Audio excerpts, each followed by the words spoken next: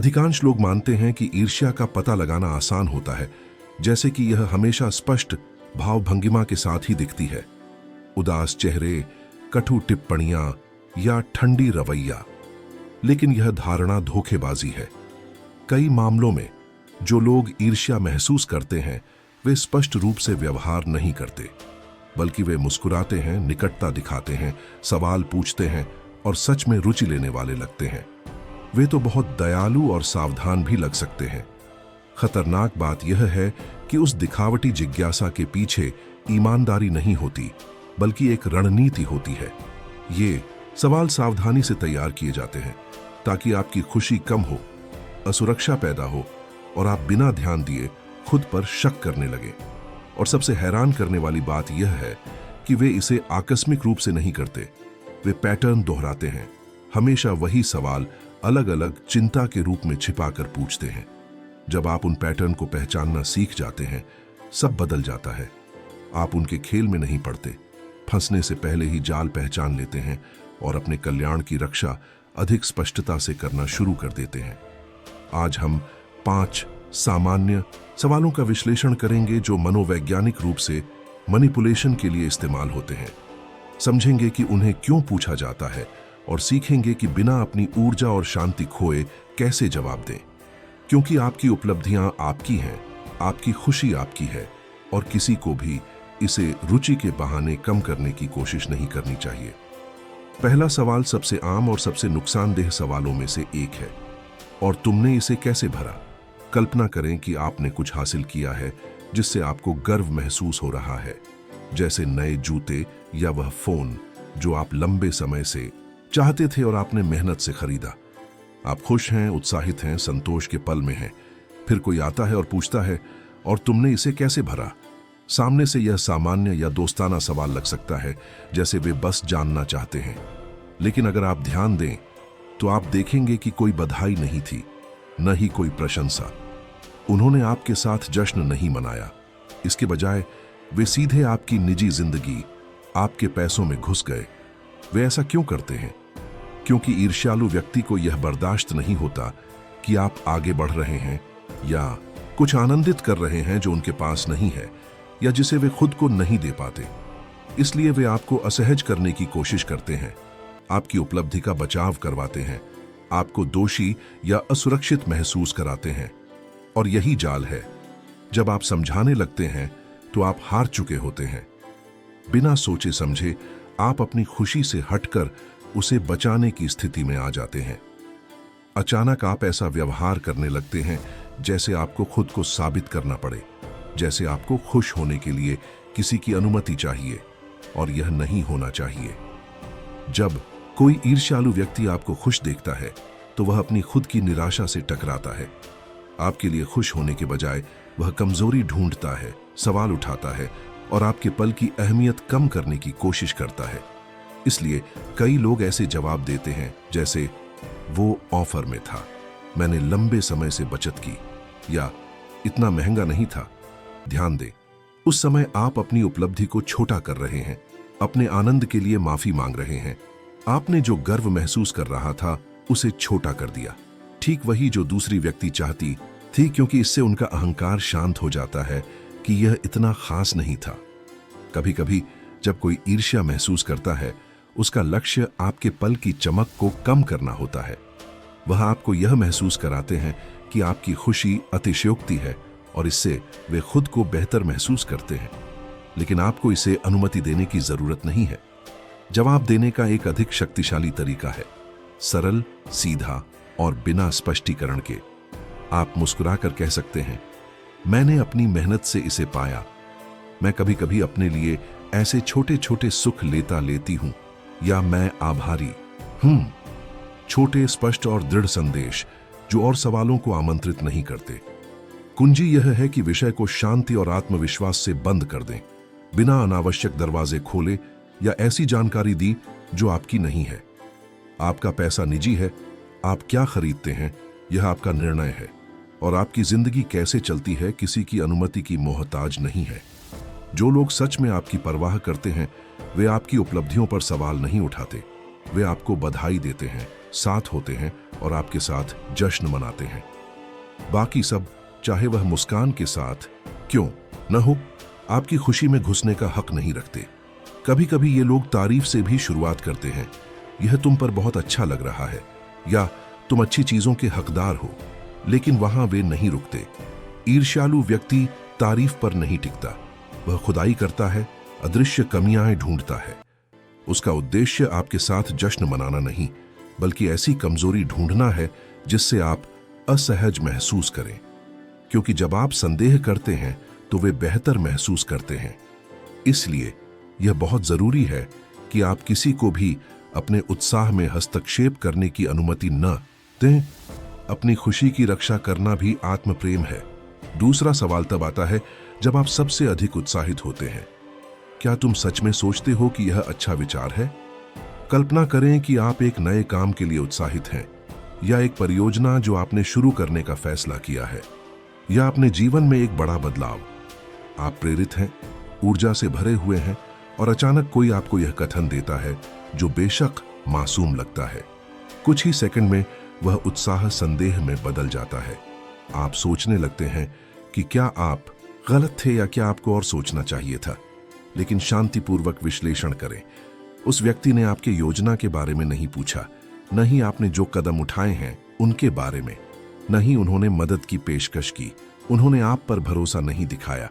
वे सीधे आपके डर को बढ़ाने के लिए आए, आपकी असुरक्षा को छुआ। यह वास्तविक चिंता नहीं है, यह ईर्ष्या है जो सतर्कता के बहाने छिपी है। जब कोई आगे बढ़ता है और जोखिम लेता है, तो जो लोग ईर्ष्या महसूस करते हैं वे खुद को ठहराए हुए महसूस करते हैं। वे आपको वह करते हुए देखते हैं जो वे खुद नहीं कर पाते, और यह उनके अपने डर से टकराता है। प्रेरित होने के बजाय वे असहज होते हैं। समर्थन करने के बजाय वे रोकने की कोशिश करते हैं। अगर उन्हें वास्तव में आपकी परवाह होती तो वे आपकी रणनीति के बारे में पूछते और मदद की पेशकश करते। वे कहते, मुझे बताओ तुम क्या योजना बना रहे हो, या मैं कैसे मदद कर सकती हूं। यह वास्तविक रुचि होती। लेकिन ईर्ष्यालु व्यक्ति आपकी प्रक्रिया में साथ नहीं चलता। वह केवल संदेह बोता है और पीछे हट जाता है। उम्मीद करता है कि आप खुद उस डर को बढ़ाते जाएंगे जब तक वह आपके अंदर बढ़ न जाए। इसका जवाब कैसे दें? शांति और दृढ़ता के साथ उनकी आंखों में देखकर कहें, हां, मुझे पूरा भरोसा है और मैं इसे करूंगी, बिना बहस या लंबी व्याख्या के। आप यह भी कह सकते हैं, मैंने सोच लिया है और यही मैं चाहती हूं, या मैं कोशिश करना पसंद करती हूं, बजाय इसके कि मैं पूरी जिंदगी संदेह के साथ जीऊं। क्योंकि वास्तविकता यह है, बढ़ना जोखिम लेना है, जीना जोखिम लेना है, और आप दूसरों के डर को अपनी निर्णयों की जेल नहीं बनने दे सकते। जो लोग आपको सच में चाहते हैं वे आपकी परवाह कर सकते हैं, लेकिन फिर भी आपका समर्थन करते हैं।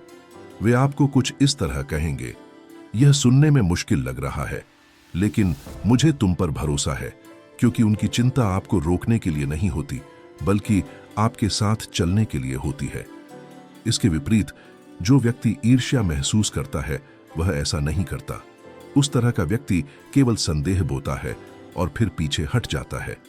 वह आपको बढ़ने में मदद नहीं करना चाहता, बल्कि आपको रोकना चाहता है।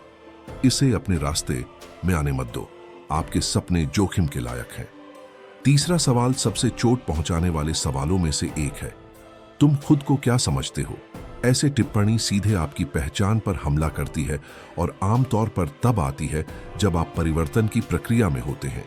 जब आप अधिक आत्मविश्वास से बोलते हैं, अलग दिखते हैं, अधिक दृढ़ता से चलते हैं, आत्मविश्वास से मुस्कुराते हैं और दूसरों के अनुसार खुद को छोटा करने की बजाय खुद के लिए जीना शुरू करते हैं, तो कोई आपको अपनी जगह याद दिलाने की कोशिश करता है।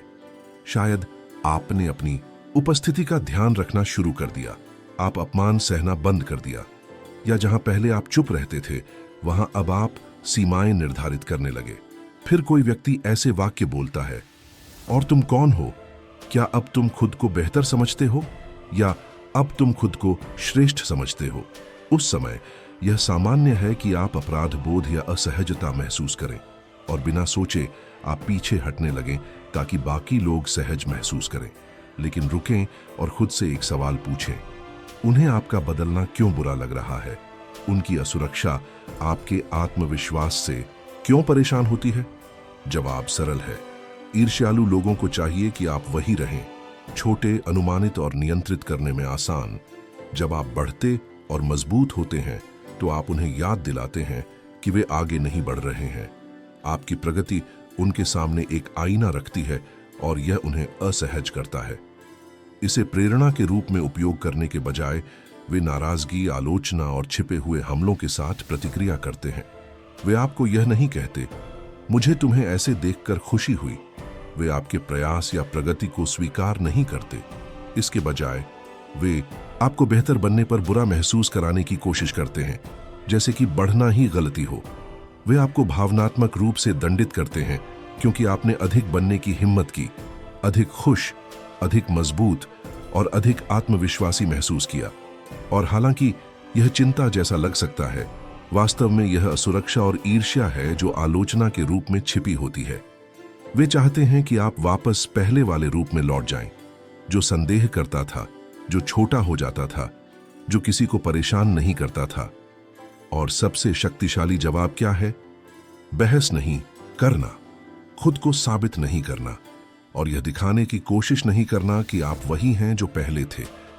उनकी ओर शांतिपूर्वक देखें और कुछ सरल लेकिन दृढ़ कहें, मैं उस व्यक्ति बनने की प्रक्रिया में हूं जो मुझे बनना चाहिए, या मैं बढ़ रहा हूं और मुझे वह व्यक्ति बनना अच्छा लग रहा है जिसमें मैं बदल रहा हूं। फिर अपने रास्ते पर आगे बढ़े, आगे बढ़ते रहें और चमकते रहे। जो लोग सच में आपकी कद्र करते हैं वे आपकी प्रगति का जश्न मनाते हैं, बदलाव पर तालियां बजाते हैं, आपको विकसित होते देखकर खुश होते हैं और आपको रोकने की कोशिश नहीं करते। ईर्ष्या महसूस करने वाले लोग बस उस आपके संस्करण को याद करते हैं जिसे वे नियंत्रित कर सकते थे। इसलिए उस जगह पर वापस मत लौटो।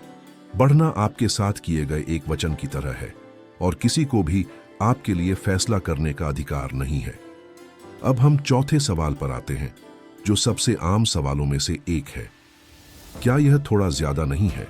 कल्पना करें कि आप कुछ महत्वपूर्ण मना रहे हैं, एक उपलब्धि, एक अच्छी खबर या बस किसी कार्यक्रम के लिए आपने खुद को तैयार किया और कोई कहता है, क्या सच में तुम्हें इतनी ध्यान चाहिए, या तुम इतना दिखावा क्यों कर रहे हो?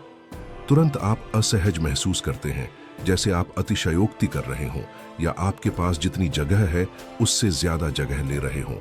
लेकिन मुख्य सवाल यह है, किसके लिए ज्यादा, किसके अनुसार ज्यादा? यह आलोचना आपके बारे में नहीं बल्कि उनके बारे में है। यह उनकी असहजता है कि वे आपको खुश देखते हैं, उनकी कठिनाई है आपकी चमक सहने में। ईर्ष्यालु लोगों को स्वीकार करना मुश्किल होता है कि कोई खुश, आत्मविश्वासी और बिना डर के खुद को व्यक्त कर रहा है। आपकी रोशनी उन्हें उनकी अपनी असंतोष की तरफ देखना मजबूर करती है, इसलिए वे इसे बुझाने की कोशिश करते हैं। कहते हैं कि आप बहुत ज्यादा शोर कर रहे हो, बहुत गर्वीले हो, बहुत सफल हो या बहुत आत्मविश्वासी हो। सच्चाई सरल है, आप ज्यादा नहीं हैं, बस आप उनके लिए ज्यादा हैं। आपकी चमक उनके अंधेरे के लिए तेज है, आपकी खुशी उनके सन्नाटे के लिए जोरदार है। अपनी खुद की जिंदगी पर काम करने की बजाय वे आपकी जिंदगी को बुझाने की कोशिश करते हैं। इसे अनुमति मत दें। आपकी रोशनी समस्या नहीं है, समस्या यह है कि सभी इसे देखने के लिए तैयार नहीं हैं। ऐसे समय में शांतिपूर्वक और आत्मविश्वास के साथ जवाब दें, मुस्कुराएं और कुछ छोटा कहें, जैसे मैं बस खुद हूं या मैं खुश हूं और इसके लिए माफी नहीं मांगूंगी। आपको लंबी व्याख्याओं या बहस की जरूरत नहीं है, ताकत सरलता में है। अपना संदेश स्पष्ट और बिना अपराध बोध के रखें, क्योंकि आपको अपने आप को छोटा करने, छिपाने या अपनी रोशनी बुझाने की जरूरत नहीं है ताकि दूसरों को आराम मिले। जो लोग सच में आपका समर्थन करते हैं वे आपसे बोलने की आवाज कम करने के लिए नहीं कहते। इसके विपरीत वे आपके साथ ऊंचा उठते हैं, आपकी ऊर्जा का जश्न मनाते हैं और आपके साथ चलते हैं। ईर्ष्यालु लोग आपको चुप, अदृश्य और छोटा देखना पसंद करते हैं। उन्हें ध्यान न दें। खुद को व्यक्त करने, आत्मविश्वासी होने और अपने होने पर गर्व करने की अनुमति दें। चमकना कोई गलती नहीं है, यह इस बात का प्रमाण है कि आप जिंदा हैं। और अब हम पांचवें और अंतिम सवाल पर आते हैं, जो कई लोगों के लिए सबसे असहज है। क्या किसी ने तुम्हारी मदद की थी? ध्यान से सुनिए। आपने अभी कुछ बड़ा हासिल किया है, पदोन्नति, एक महत्वपूर्ण परियोजना या कुछ जो आपने मेहनत से बनाया, और कोई पूछता है क्या किसी ने तुम्हारी मदद की? पहले नजर में यह सामान्य सवाल लग सकता है, लेकिन अगर आप ध्यान दें तो इसमें आपकी प्रतिभा या मेहनत की कोई सराहना नहीं है। उद्देश्य यह है कि आपकी उपलब्धि का श्रेय किसी और को दिया जाए, जैसे कि आप खुद सक्षम नहीं थे। यह क्यों होता है? क्योंकि ईर्ष्यालु व्यक्ति के लिए स्वीकार करना मुश्किल होता है कि आप सक्षम, कुशल और बुद्धिमान हैं। यह उनके आपके बारे में सीमित दृष्टिकोण के साथ मेल नहीं खाता। इसलिए वे किसी और को श्रेय देने की कोशिश करते हैं, किसी भी व्यक्ति को, सिर्फ आपको नहीं। यह सवाल खतरनाक है क्योंकि यह आपके मन में एक शांत संदेह पैदा कर सकता है। आप सोचने लगते हैं कि शायद यह आपकी मेहनत का ही फल नहीं था, शायद आपने पर्याप्त नहीं किया। बिना ध्यान दिए आप खुद को कम करने लगते हैं और अपना श्रेय किसी और को दे देते हैं। लेकिन रुकें, हो सकता है कि किसी ने आपकी मदद या प्रोत्साहन किया हो और यह मूल्यवान है, लेकिन मेहनत आपकी थी, अनुशासन आपकी थी और परिणाम भी आपका है। इसलिए शांतिपूर्वक और बिना सजावट के जवाब दें, मैंने यह खुद किया, या बस धन्यवाद, मैंने इसे पाने के लिए बहुत मेहनत की। अपने अधिकार को स्वीकार करें। अपनी सफलता का दावा करना अहंकार नहीं है, यह ईमानदारी है। जो लोग आपको सच में चाहते हैं वे ऐसे शब्दों से आपकी प्रशंसा करते हैं, तुम अद्भुत हो या तुम्हारी मेहनत रंग लाई। ईर्ष्यालु लोग इसके बजाय पूछते हैं किसने तुम्हारी मदद की, ताकि आपकी छाप मिट सके। अंतर पर ध्यान दें। एक दृष्टिकोण आपको पहचानता है, दूसरा आपको अदृश्य करने की कोशिश करता है। किसी को भी यह अधिकार न दें कि वह आपके मेहनत से बनी चीज को छोटा करे। सबसे महत्वपूर्ण बात यह है, जब आप इन 5 सवालों को सुने तो गुस्से में प्रतिक्रिया न करें और बचाव की मुद्रा में न जाएं।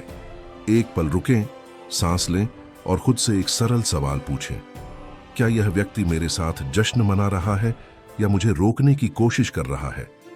यह रेखा सब कुछ बदल देती है। जो आपका समर्थन करता है वह आपको आगे बढ़ने के लिए प्रेरित करता है। जो ईर्ष्या करता है वह आपको नीचे खींचने की कोशिश करता है। समय के साथ आप इन व्यवहारों को दूर से पहचानने लगेंगे और खुद की रक्षा करना सीखेंगे, आक्रामकता नहीं बल्कि दृढ़ता और आत्मविश्वास के साथ। क्योंकि ईर्ष्या उस व्यक्ति के बारे में अधिक बताती है जो इसे महसूस करता है, बनिस्बत उस व्यक्ति के जो इसे उत्पन्न करता है। इसलिए आगे बढ़ते रहें और जो आप चाहते हैं उसे हासिल करते रहें। आपके रास्ते को किसी की मंजूरी की जरूरत नहीं है ताकि वह मूल्यवान हो।